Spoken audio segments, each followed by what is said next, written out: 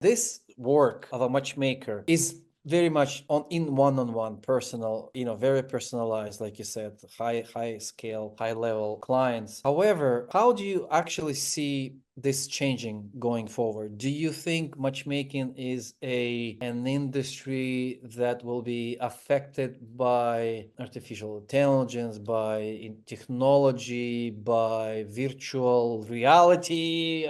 I don't know what to even say. There's so much. There's Google glasses or whatever you call them, the AI thing. Apple helmet. How do you think matchmaking is going to be affected by all this technology? Is this industry is it gonna grow? Is it gonna shrink? Is it going to change, evolve?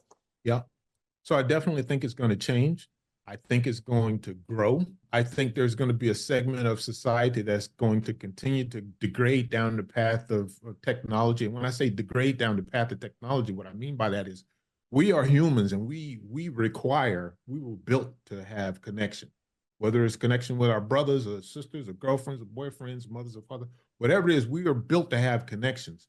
But there's a trajectory of technology that is pulling people away from people, right? Social media is just the beginning of that, right? But some of these AI real life doll women walking around, like that's going to be a big deal. It's already happening. There are already websites. Exactly. So my point is there's going to be that segment of society, and then there's going to be a segment of society who, because modern dating solutions is going to be big by then, and the people who want to meet actual people and be in the presence of actual people, those people are going to migrate in the other direction.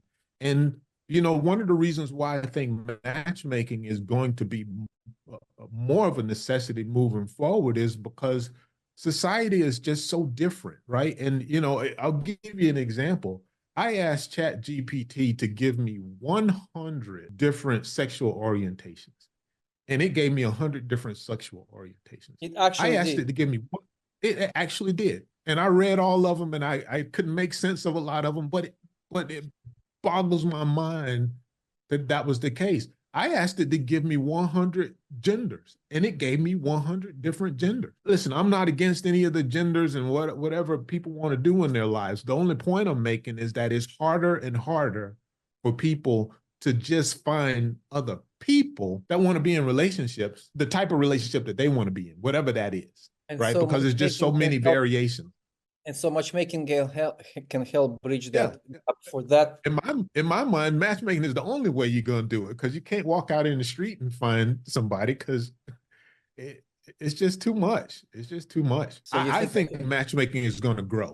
I think artificial intelligence is going to enhance our ability to do our jobs. I absolutely believe that. But I don't think it's going to.